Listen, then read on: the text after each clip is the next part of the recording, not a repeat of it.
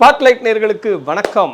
இந்த வாரம் வந்து தமிழ் சினிமாவுக்கு ரொம்ப ஃபண்டாஸ்டிக்கான வாரம் அப்படின்னு சொல்லலாம். ஏன் இதை நம்ம சொல்கிறோன்னா, இன்றைக்கி வந்து சனிக்கிழமை 2வது நாள், வெள்ளிக்கிழமை படங்கள் வந்து ரிலீஸ் ஆச்சு. 2வது நாள்லேயும் தேட்டரில் வந்து ரொம்ப ஆரவாரத்தோடு ரசிகர்கள் என்ஜாய் பண்ணுறாங்க. எந்த படத்தை அப்படின்னா காளிதாஸ் 2 படத்தையும் நம்ம லீடர் படத்தையும் அப்படிங்கிறத நம்ம இந்த இடத்துல சொல்லிக்கிறோம்.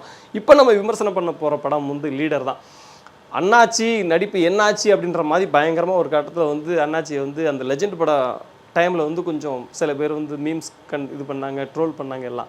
ஆனால் அதெல்லாம் எடுத்துக்கிட்டு அதில் எது நேர்மையான விஷயம், எது நேர்மையான விமர்சனம் அப்படிங்கிறத பார்த்துட்டு அந்த நேர்மைக்கு உள்ளே போய் தன்னை சரி பண்ணிக்கிறது ஒரு தன்மை இருக்குல்ல, அதை வந்து சரணாஸ்வரர் அண்ணாச்சிட்டு இந்த லீடர் படம் பார்க்கும்போது நமக்கு தெரிஞ்சுது. அதை அவ்வளோ அழகாக சூப்பராக பண்ணியிருக்காரு. இப்போ அதுக்கு முதல்ல அவருக்கு வாழ்த்துக்கள். ஏன்னா அவருடைய வெற்றி வந்து நிறைய பேருக்கு ஒரு நம்பிக்கையை திறக்கும் அப்படின்பதில் எல்லளவு மாற்றம் இல்லை. இப்போ நம்ம வந்து கதையை பார்த்துடலாம். முதல்ல தூத்துக்குடி பேக்ட்ராப்பில் தான் இந்த கதை ஓப்பன் ஆகுது. இந்த இடத்துல உங்களுக்கு கேள்வி வரும், இல்லையே அஜர்பைஜான்லாம் ஓப்பன் பண்ணாங்களே கதையை, அங்கெல்லாம் ட்ரெய்லரில் காமிச்சாங்களே அப்படின்னு உங்களுக்கு தோணும். சொல்லிக்கிறேன்.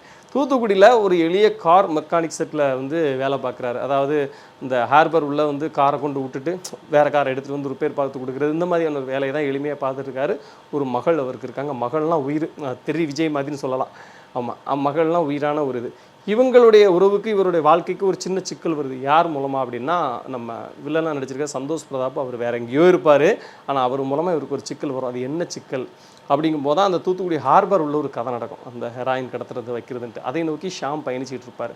ஒரு கட்டத்தில் அந்த ஷாம் வந்து நம்ம ஹேர்பருக்குள்ள அந்த கடத்தலெல்லாம் பிடிக்கிறதுக்காக உள்ளே வரும்போது அந்த ட்ராப்பில் வந்து அண்ணாச்சி உள்ள என்ட்ரி ஆகுவார். அதுக்கான காரணம் ரொம்ப ஸ்ட்ராங்காக படத்தில் சொல்லப்பட்டிருக்கும். இப்போது அண்ணாச்சி யார் அப்படிங்கிற கேள்விக்கான ஒரு பதில், அந்த ஹார்பரில் நடக்கக்கூடிய அந்த விஷயங்கள்லாம் சரி பண்ணப்பட்டதா அப்படிங்கிறதுக்கான ஒரு பதில், வெளிநாட்டில் இருக்காரே சந்தோஷ் பிரதாப் அவருக்கும் அண்ணாச்சிக்குமான லிங்க் என்ன அப்படிங்கிறதுக்கான பதில், அண்ணாச்சியோட மனைவி இறந்ததாக சொல்லப்பட்டதே அந்த இறந்த மனைவியோடைய விஷயம் என்ன அப்படிங்கிறதுக்கான ஒரு பதில் அப்படின்னு சொல்லி இவ்வளோ கேள்விகளுக்கான பதிலை வந்து துரை செந்தில்குமார் தன்னுடைய ஆளுமையான திரைக்கதை மூலமாக சொல்லியிருக்காரு. இதுதான் படத்துடைய கதைன்னு வச்சுக்கோங்க.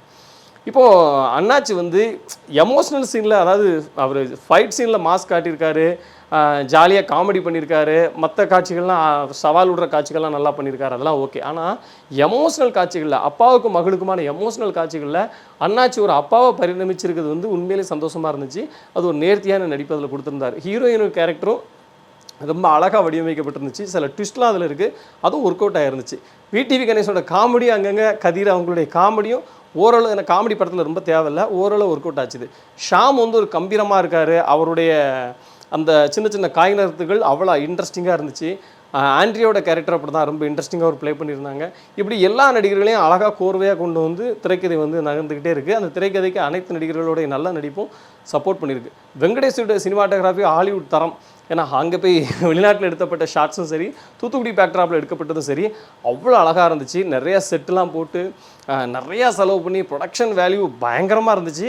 அட்டகாசமான ஷார்ட்ஸ்லாம் வச்சுருக்காரு. எல்லாரும் கேமரா யூஸ் பண்ணி மனுஷன் அப்படி தெறிக்க விட்டுருக்காரு. நம்ம ஜிப்ரானோட பேக்ரவுண்ட் மியூசிக் படத்துக்கு ஒரு பெரிய பலம். அவருடைய பாடல்களும் இந்த கதைக்கு தேவையான பாட்டை ரொம்ப அற்புதமாக கொடுத்துருந்துச்சு. அப்புறம் திரைக்கதை வந்து நம்மளை வந்து முன்னாடி ஒன்று யோசிக்க விட்டு பின்னாடி வேற ஒன்று செய்கிற மாதிரி வேலையை சூப்பராக செஞ்சுருக்காரு துரை செந்தில்குமார் சார். எப்போதுமே அவருடைய திரைக்கதையில் வந்து ஒரு கமர்ஷியல் அம்சம் இருந்துக்கிட்டே இருக்கும். எவ்வளோ எமோஷனல் சொன்னாலும் அங்கே கமர்ஷியல் மீட்டர் மட்டும் அவர் படங்களில் மாறவே மாறாது. இதுலேயும் ஒரு கமர்ஷியல் மீட்டர் வந்து கரெக்டாக மெயின்டைன் பண்ணியிருக்காரு. நீங்கள் நம்ப மாட்டீங்க, பெரிய பெரிய மாஸ் ஹீரோகளுக்கு கிடைக்காத பில்டப்லாம் அந்த படத்தில் இருக்குது. ஆனால் அது நம்மளை துருத்தாது. ஆமாம், அந்த இடத்துல தேவை தான் அப்படின்ற மாதிரி நமக்கு தோண வச்சுருவார். அந்த மாதிரியான திரைக்கதையால் அந்த படம் வந்து லீடர் வந்து இந்த வாரத்தை லீட் பண்ணுது அப்படிங்கிறத நாங்கள் வந்து ஸ்ட்ராங்காக சொல்லிக்கிறோம். நம்பிக்கை தேட்டருக்கு போங்க. நன்றி, வணக்கம். இந்த வீடியோ உங்களுக்கு பிடிச்சிருந்தா லைக் பண்ணுங்கள், கமெண்ட் பண்ணுங்கள், ஷேர் பண்ணுங்கள், சப்ஸ்கிரைப் பண்ணுங்கள்.